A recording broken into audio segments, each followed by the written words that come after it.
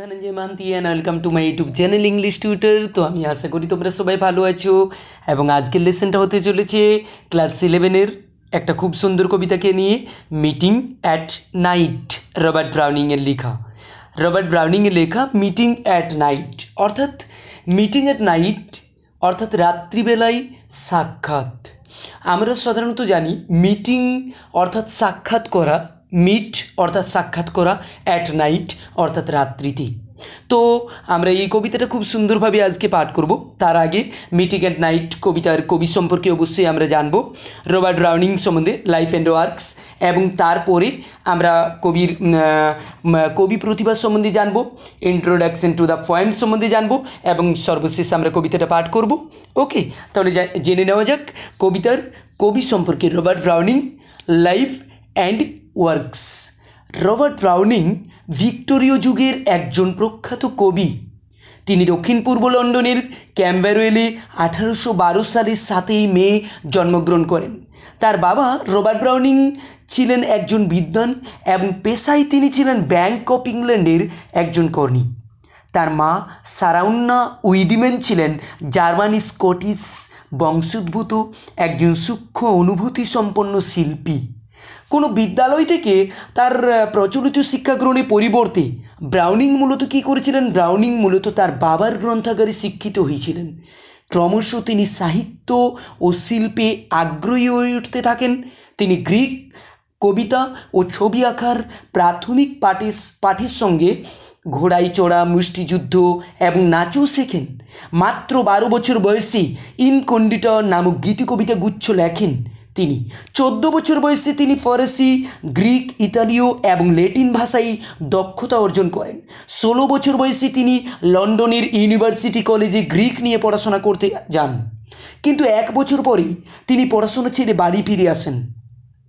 তার প্রথম প্রকাশিত যে কবিতা ছিল তার নাম হলো পাউলিন। এর আত্মপ্রকাশ হয় 1833 সালে, প্রথম কবিতা। তিনি কিছু নাটকও লিখেছিলেন, কিন্তু নাট্যকার হিসেবে তেমন কোনো একটা সাফল্য তিনি পাননি। 1845 সালে ব্রাউনিং এলিজাবেথ ব্যারেটের পোয়েমস পড়ে মুগ্ধ হয়েছিলেন এবং তার সঙ্গে সাক্ষাৎ করেন।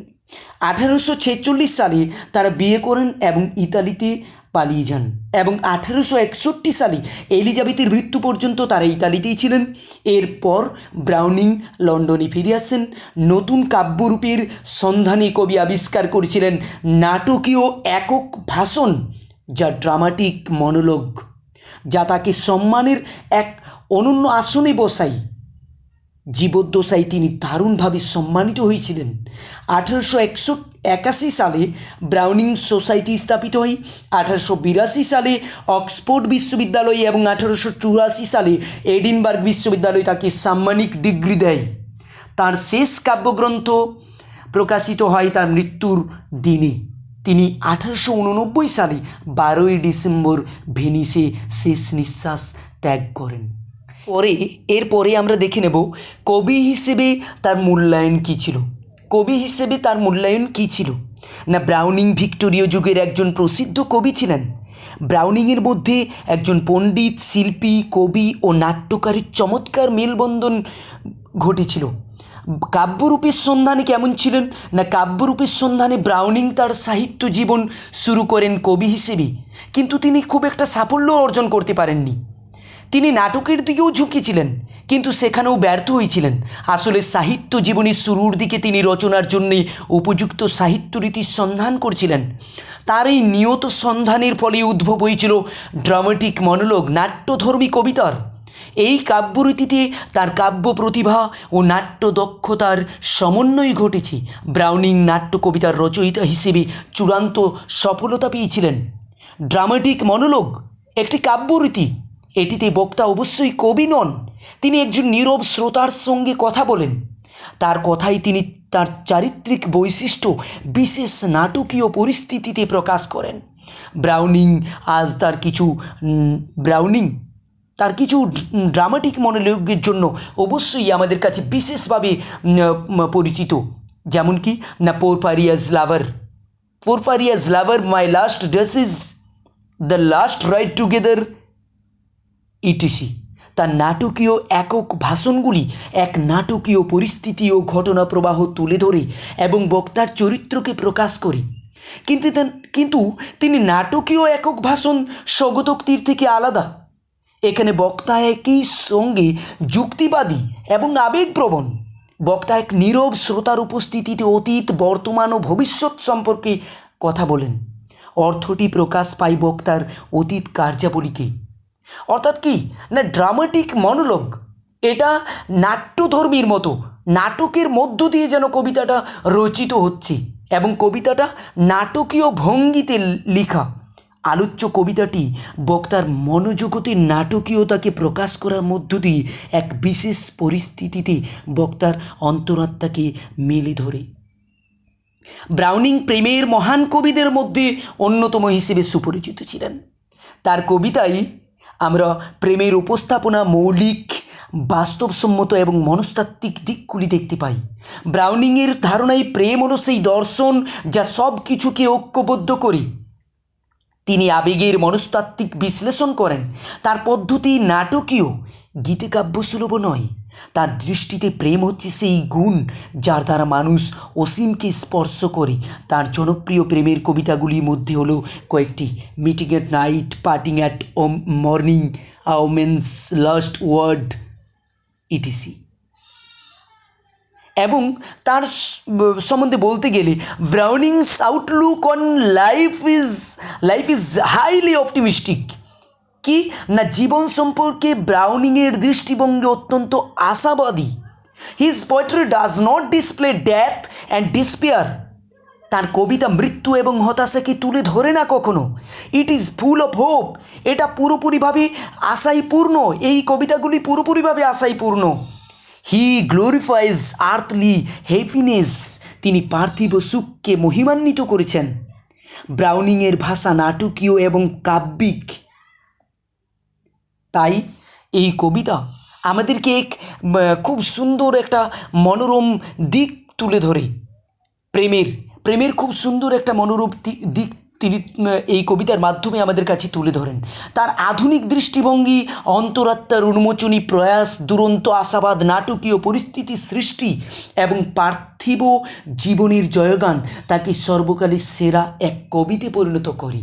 ব্রাউনিংয়ের মিটিং অ্যাট নাইট ইংরেজি সাহিত্যে খুবই একটা জনপ্রিয় প্রেমের কবিতা। এটি প্রথম প্রকাশিত হয় 1845 সালে ডিসেম্বর মাসে। ড্রামাটিক রোম্যান্সেস অ্যান্ড লিরিক্স এর উত্তরাংশ হল পার্টিং অ্যাট মর্নিং। প্রথমে ব্রাউনিং নাইট অ্যান্ড মর্নিং নামে একটি কবিতা লেখেন। পরে তিনি এটিকে দুটি স্বতন্ত্র কবিতায় বিভাজিত করেন। প্রথমাংশটি কী ছিল না, প্রথম পার্টটি হলো মিটিং অ্যাট নাইট এবং দ্বিতীয় পার্টটি হলো পার্টিং অ্যাট মর্নিং। কবিতাটি উত্তম পুরুষ, অর্থাৎ এখানে আমি এক বচনে লেখা। এটি এক প্রেমিকের কণ্ঠস্বর। কবিতাটির কথক নিজেই সেই প্রেমিক। ছোট্ট এই কবিতাটি 12 পংক্তির। এটি প্রেমিকার উদ্দেশ্যে বক্তার অভিসার যাত্রাকে, সেই রাত্রিবেলার জার্নিকে বর্ণনা করে, ডেসক্রাইব করে। তার প্রেমিকা উপসাগরের পাড়ে এক নির্জন খামার বাড়িতে থাকে। রাত্রিবেলায় প্রেমিকার সঙ্গে গোপন সাক্ষাতের জন্য প্রেমিক সমুদ্র ও স্থলভাগ পেরিয়ে চলেন। যাত্রা শেষ হয় মিলনের মধ্য দিয়ে। কিন্তু কবিতাটির এক অন্তর্নিহিত অর্থও আছে। এটি শুধুমাত্র কী করে না, এক প্রেমিকের তার প্রেমিকার সাথে অভিসারে যাওয়ার বিবরণ নয়। বক্তা তার প্রেমিকার সাথে মিলিত হতে যাওয়ার সময় যে তীব্র আবেগ অনুভব করেন সেটির অন্বেষণ করে এই কবিতার মধ্য দিয়ে, এই কবিতাটিতে। অর্থাৎ কবিতাটি শেষ হয় প্রেমিক ও প্রেমিকার বহু প্রত্যাশিত মিলনের দ্বারা, তাদের দুজনের তীব্র আবেগের পরিতৃপ্তিতে। এবং এটা বলা যেতেই পারে কবিতাটি আত্মজীবনীমূলক। কেননা কবিও প্রেমে মুগ্ধ হয়েছিলেন এবং তারপরে তিনি বিয়ে করেন তাকে। এটি ব্রাউনিং ও এলিজাবেথ ব্যারেটের প্রেম কাহিনীকেও কোথাও না কোথাও তুলে ধরে। 1845 সালে ব্রাউনিং এর এলিজাবেথ ব্যারেটের সঙ্গে সাক্ষাৎ ঘটে। ব্যারেটের কবিতা ব্রাউনিংকে মুগ্ধ করেছিল। অসুস্থতা ও বাবা অসুস্থতা ও বাবার কঠোরতার কারণে বাইরের জগতের সঙ্গে ব্যারেটের কোনো সম্পর্ক ছিল না এবং তিনি তার বাড়ির মধ্যেই সীমাবদ্ধ ছিলেন। ব্রাউনিং ছিলেন তার একমাত্র বন্ধু। ক্রমে তাদের বন্ধুত্ব প্রেমে পরিণত হয়। ব্রাউনিং ও ব্যারেট গোপনে দেখা সাক্ষাৎ করতেন, কারণ ব্যারেটের বাবা ব্রাউনিংকে মেনে নিতেন না। বেশ কয়েকবার গোপন সাক্ষাৎ হয় তাদের মধ্যে। তারা কি করেন, পরে তারা বিয়ে করেন এবং ইতালিতে চলে যান 1846 সালের 12ই সেপ্টেম্বর। কিন্তু ব্রাউনিং কখনোই নিজেকে মিটিং এট নাইট কবিতার বক্তার সাথে একাত্ম করেননি। অবশ্যই এরপরে আমরা কবিতাটা পাঠ করব, মিটিং এট নাইট। দেখে নেওয়া যাক এই কবিতার মধ্যে কি আছে। দেখে নেওয়া যাক মিটিং এট নাইট, এবং আমি খুব সুন্দরভাবে লাইন বাই লাইন এক্সপ্লেন করছি, অবশ্যই খুব ভালোভাবে শোনো। Meeting at night, the grey sea and the long black land. সমুদ্রটি ধূসর আর স্থলভাগী। দ্য গ্রে সি, ধূসর সমুদ্র, and the long black land, এবং দীর্ঘ কালো স্থলভাগ। গ্রে সি বলতে বোঝানো হয়েছে, বক্তা বলেছেন যে সমুদ্রটি ধূসর, আর ধূসর রঙটি হতাশা থেকে আশার দিকে যাত্রা করার একটা ইঙ্গিত দেয়। যে সময় বক্তা তার প্রেমিকার সাথে মিলনের জন্য যাত্রা শুরু করেন, এটি সেই সময়কেও নির্দেশ করে। তাই the grey sea and the long black land, এবং সেই কালো দীর্ঘ তটভূমি। বক্তা সমুদ্র তীরের স্থলভাগকে কালো বলে বর্ণনা করছেন। কেন না, কারণ সূর্যাস্তের পর বাইরের জগতে অন্ধকার বিরাজ করে। এটি বক্তার যাত্রার সময়কাল ও গোপনীয়তা, এই দুটো জিনিসকেই তুলে ধরে আমাদের কাছে। And the yellow half moon large and low, এবং সেই বিরাট দিগন্ত ছোঁয়া আধখানা হলদে চাঁদ। And the yellow half moon, yellow half moon বলতে বোঝানো হয়েছে, ইয়েলো হাফ মুন বলতে বক্তা এখানে চাঁদের রঙের কথা উল্লেখ করেছেন। হলদে চাঁদের উল্লেখ করে আরও একবার তিনি সময়কালকে নির্দেশ করেছেন, এবং হলুদ রং উষ্ণতারও ইঙ্গিত দেয়। হলুদ রং কী করে না, হলুদ রং আমাদেরকে উষ্ণতার ইঙ্গিত দেয়, এবং এখানে বক্তার হৃদয়ের তীব্রতর হতে থাকা আবেগের প্রতীকী উপস্থাপনা হচ্ছে এই হলুদ রং। লার্জ অ্যান্ড লো, অর্থাৎ সেই হলদে চাঁদটি বড় এবং নিচু, কারণ এটি দিগন্ত থেকে উঠেছে বা উঠছে। And the startled little waves that leap, এবং সেই চমকিত and the startled little waves, এবং সেই ছোট ছোট ঢেউগুলি চমকিতভাবে লাফ দিচ্ছে, জেগে ওঠে। ইন ফায়ারি রিংলেটস, এখানে দ্য স্টার্টলেড লিটিল ওয়েভস বলতে কী বোঝানো হয়েছে, and the startled little waves, অর্থাৎ এখানে বক্তা এখানে সমুদ্রের ঢেউকে ছোট্ট চমকিত বলে বর্ণনা করছেন। ছোট্ট এবং চমকিত, এই দুটো ঢেউ সাধারণভাবে চমকিত হতে পারে না, কিন্তু কবি মানবগুণ আরোপ করে ঢেউকে জীবন্ত এবং কর্মচঞ্চল করে তুলেছেন। এবং এখানে যে ব্যাপারটা তিনি ইউজ করেছেন সেটা হলো পার্সনিফিকেশন, অর্থাৎ the poet makes the waves seem alive and active by giving them human qualities, and this is called personification. একে বলা হয় ব্যক্তিগুণ আরোপ করা। দ্যাট লিপ, কবি কল্পনা করছেন যে প্রাণবন্ত ঢেউগুলি লাফ দিচ্ছে। এখানেও কবি ঢেউয়ের সঙ্গে মানবিক গুণ যুক্ত করে দিয়েছেন। এখানে কবি কী করেছেন, এখানে বক্তার হৃদয়ে যে তীব্র আবেগ, মিলনের যে তীব্র আবেগ ক্রমশ উদ্বেলিত হচ্ছে তার মধ্যে, সেই আবেগের প্রতীকী উপস্থাপনা হচ্ছে এই দ্যাট লিপ ওয়ার্ডটি। ওকে, তো and the startled little waves that leap, এবং সেই চমকিত ছোট ছোট ঢেউগুলি লাফ দিচ্ছে। In fiery ringlets from their sleep, যেন ঘুম থেকে লাফাচ্ছে উজ্জ্বল আলোকে স্ফুলিঙ্গের মতো, যেন ঘুম থেকে উঠে স্ফুলিঙ্গের মতো তারা ঝাঁপাচ্ছে। In fiery ringlets from their sleep, যেন তাদের ঘুমন্ত অবস্থা থেকে, অর্থাৎ ফায়ারি রিংলেটস বলতে এখানে কি বলেছেন না, ফায়ারি রিংলেটস বলতে বলেছেন নৌকো যাত্রার সময় কবি লক্ষ্য করেন যে ঢেউগুলি আগুনের স্ফুলিঙ্গের মতো নৌকোর চারিদিকে লাফিয়ে উঠছে। চাঁদের আলোয় আলোকিত ঢেউগুলো নৌকোর সামনের অংশের সংস্পর্শে আসতেই ভেঙে গিয়ে ছোট ছোট আগুনের স্ফুলিঙ্গের মতো ছড়িয়ে পড়ছে। এটি এই ব্যাপারটা ঘটার কারণ কি না, চাঁদের কিরণ সেই ঢেউয়ের উপর চাঁদের কিরণ সেই ঢেউয়ের উপর পড়ছে এবং পরিণামস্বরূপ এটা ঘটছে। আক্ষরিক অর্থে ঢেউগুলো আগুনের স্ফুলিঙ্গের মতো ভাঙছে না, এটি একটি উপমা। এটি একটি উপমা যা বক্তার মনের উষ্ণ আবেগের ইঙ্গিতবাহী। As I gain the cove with pushing prow, আর আমি সেই নৌকোর সামনের as I gain the cove with pushing prow, এবং আমি যেমনভাবে নৌকোর সামনের অংশের ধাক্কায় and quench its speed in the slushy sand, এবং সেই নরম কর্দমাক্ত বালিতে and quench its speed as I gain the cove with pushing prow, এবং আমি এর সম্মুখস্থ ভাগটিকে ঠেলে সামনের দিকে নিয়ে গিয়ে and quench its speed in the slushy sand, এবং এটা কি হচ্ছে না, নরম কর্দমাক্ত বালিতে তার গতির পরিতৃপ্তি নিয়ে তীরে পৌঁছে যাচ্ছে।